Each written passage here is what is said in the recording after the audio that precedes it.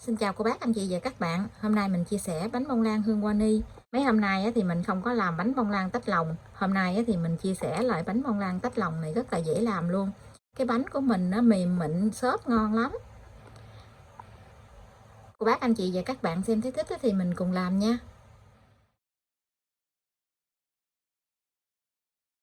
Trước tiên thì mình sẽ đi tách 4 cái trứng gà. Mình tách lòng trắng với lòng đỏ ra riêng. Trứng gà này mỗi một trứng là 60g, mình tính cả vỏ luôn á.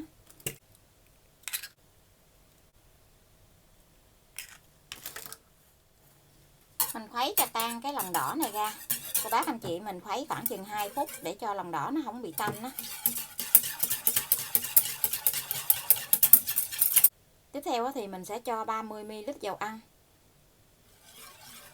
Mình khuấy cho dầu ăn nó không có còn nổi lên trên mặt trứng nữa là được. Tiếp theo thì mình sẽ cho 50ml sữa tươi không đường.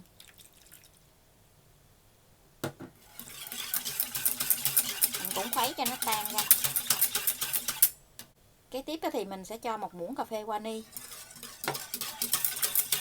Cô bác anh chị cho vani nước hoặc là vani bột cũng được nha. Sau cùng thì mình sẽ gây 90g bột mì số 8 vô. Mình lượt qua gây gì nè để cho cái bột của mình nó không có bị gión cục á. Lâu rồi mình không có chia sẻ cái bánh bông lan tách lòng. Hôm nay anh trai mình nó muốn ăn cái bánh bông lan mềm á, cho nên sẵn là chia sẻ lại với cô bác anh chị luôn. Mình gây xong rồi thì mình trộn lên để cho hết cái bột khô nha. Cô bác anh chị đừng có trộn lâu quá, mình trộn cho nó vừa tan hết bột khô là được. Trộn cái bột lâu quá cái bánh của mình nó dễ bị chai á. Sau đó mình để riêng qua một bên. Cô bác anh chị lấy cái nắp á, mình đậy lại để cho cái bột mình nó không có bị khô. Giờ thì mình sẽ đi đánh bông 4 cái lòng trắng trứng này cùng với 1 muỗng nước cốt chanh. Và 90g đường. Đường này thì mình sẽ chia ra làm 3 lần để mình cho vào trong lòng trắng để đánh nha. Trước tiên thì cô bác anh chị đánh ở số 1. Thấy trứng nó nổi lên bọt bóng lớn thì mình sẽ cho đường vô. Đường này mình chia ra làm 3 lần để mình cho vô.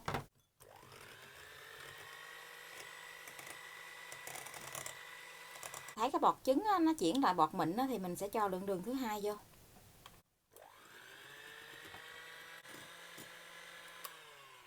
Mình thấy bọt trứng nó mịn lại rồi thì mình sẽ cho hết lượng đường còn lại vô luôn. Thì mình sẽ tăng cái máy lên ở số 2. Cô bác anh chị đánh từ số nhỏ lên số lớn, mình đánh theo chữ V ngược á. Cô bác anh chị thấy cái bọt trứng nó mịn lại gì, mình sẽ tăng cái máy lên ở số 3 nha.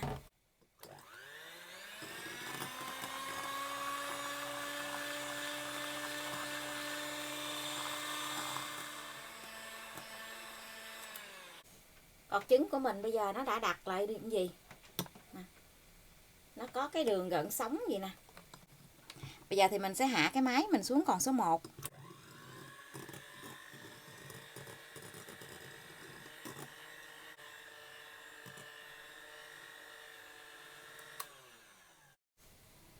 Cô bác anh chị đánh khi nào mình dở cái que đánh trứng lên nó có cái chớp câu mềm nhỏ gì là được nha. Chớp câu này nó không có cứng mà nó cũng không có mềm, đánh như vậy là được.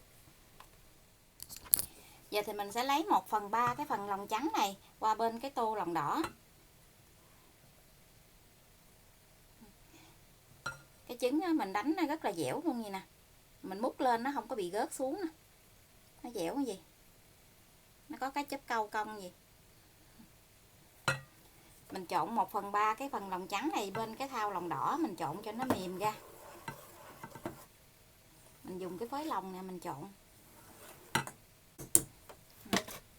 Giờ thì mình sẽ cho ngược lại cái thau lòng trắng.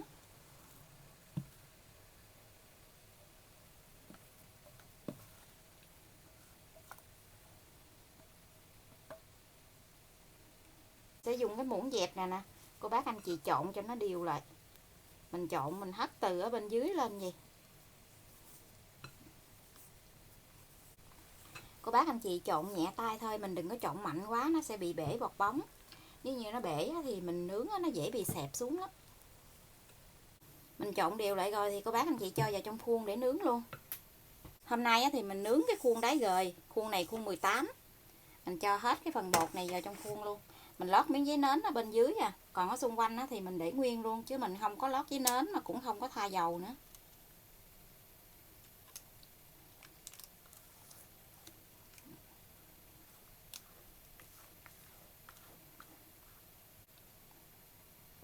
Cho bột vào trong khuôn rồi thì cô bác anh chị dùng chiếc đũa nhọn á, mình đi cái đường xoắn ốc ở trên mặt bánh gì nè, để cho cái mặt bánh nó vàng đều ra. Vậy thì mình sẽ cho vào trong lò nướng luôn. Lò nướng thì mình đã làm nóng trước 10 phút. Lò nhà mình có 3 ngăn, mình nướng ở ngăn thứ 3, tức là ngăn dưới của lò. Mình nướng ở nhiệt độ là 145 độ C. Mở 2 lửa, tức là 2 thanh nhiệt, lửa trên và lửa dưới. Thời gian mình nướng là 50 phút, không cần mở quạt. Cô bác canh nhiệt độ nóng của lò nhà mình nha. Mỗi một cái lò nướng thì nhiệt độ nóng nó khác nhau á. Giờ bánh của mình đã nướng xong rồi, mình sẽ hé cửa lò ra, mình để cái bánh ở trong lò 3 phút nữa thì mình đã lấy ra nha. Mình để bánh ở trong lò như vậy nè, cho nó xẹp xuống thì nó xẹp từ từ chứ nó không có bị lõm mặt xuống. Cô bác anh chị lấy ra liền á là nó lõm cái mặt bánh xuống mà nó còn thắt eo nữa.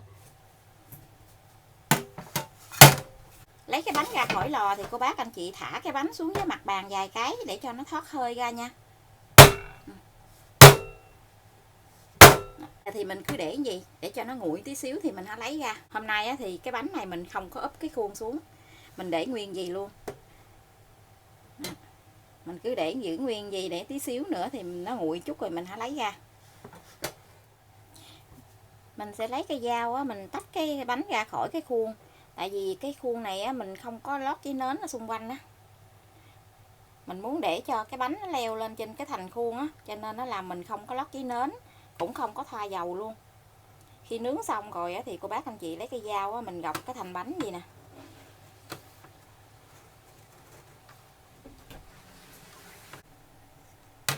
Mình lấy cái bánh ra. Cái bánh nó cực kỳ đẹp luôn nè. Nóng na nóng nín luôn. Mình lấy cái tay mình phủi phủi cái bánh này ra. Ở nhà ăn thì cô bác anh chị cứ để nguyên vậy. Còn nếu như mình đem đi tặng cho bạn nhìn cho nó đẹp tí xíu thì cô bác anh chị lấy cái phủi phủi gì nè. Tại vì mình lấy cái dao mình tách ra đó, cho nên là nó dính với cái thành khuôn gì. Cái bánh cực kỳ mê luôn. Núng na núng nín luôn á. Đó nè. Cái công thức này thì cô bác anh chị thấy rất là dễ làm luôn. Mình nướng cái bánh ra xong rồi cái bánh nó cực kỳ đẹp luôn á.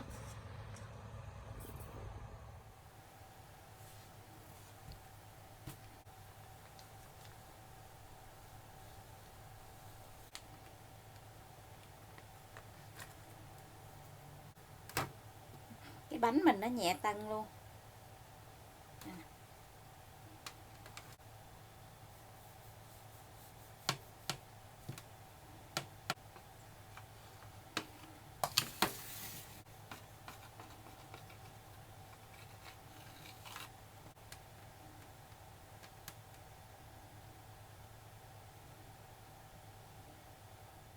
Bây giờ thì mình xin chào tạm biệt. Hẹn cô bác anh chị và các bạn lên video tiếp theo.